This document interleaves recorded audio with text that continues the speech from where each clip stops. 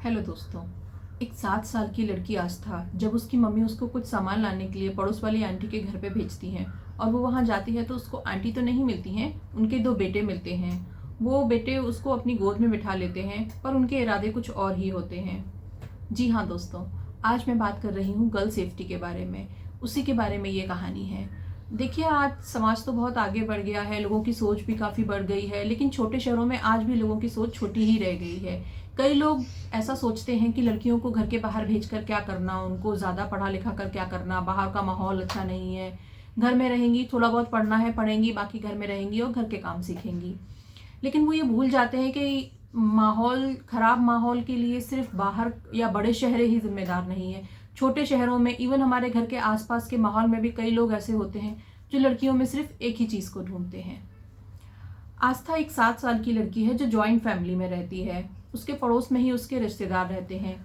छोटे शहरों में जनरली ऐसा होता है कि जब कोई सामान खत्म हो जाता है तो मम्मी हमको पड़ोस में आंटी के घर पे जाने को बोलती हैं कि जाओ जाकर वहां से सामान ले आओ। आस्था के साथ भी ऐसा ही होता था। जब उसके घर में कोई सामान नहीं होता था तो उसकी मम्मी बोलती थी कि जाकर पड़ोस वाली आंटी के घर से ले आओ, पर आस्था को वहां जाना पसंद नहीं था। उस दिन भी आस्था के साथ वही हुआ। जब उसकी मम्मी ने उसको बोला कि बेटा कुछ सामान नहीं है हमारे पास, वो जाकर आंटी के घर से ले आओ, तो आस्था ने जाने से मना कर दिया। उसने रीजन कुछ नहीं दिया तो उसकी मम्मी को लगा कि शायद ये आस्था का काम ना करने का कोई बहाना है, इसलिए उन्होंने आस्था को जोर दिया और सामान लाने को कहा। जब आस्था उनके घर पे गई सामान लाने के लिए तो आंटी तो नहीं थी घर पे, उनके 2 बेटे थे। बेटों की एज 15-20 के आसपास थी। जब आस्था ने बोला कि भैया मुझे कुछ सामान चाहिए, मम्मी ने मंगाया है, तो उन्होंने आस्था को देखकर बोला कि हाँ हाँ हमारे पास है सामान, तुम आओ अंदर बैठो, मैं सामान लेके आता हूँ। एक बेटे ने दरवाजा बंद कर दिया और आस्था को अपनी गोद में बिठा लिया और दूसरा बेटा अंदर से सामान लेने के लिए चला गया। इसके बाद क्या हुआ वो तो मैं आपको नहीं बता पाऊंगी। आप खुद समझ सकते हैं कि आगे की कहानी में क्या हुआ होगा आस्था के साथ। कुछ समय के बाद जब आस्था वहां से उठती है, अपने कपड़ों को साफ करती है, तो वो दोनों भाई उसको धमकाते हैं कि अगर तुमने इस बारे में किसी को कुछ भी बताया तो हम तुमको बहुत मारेंगे।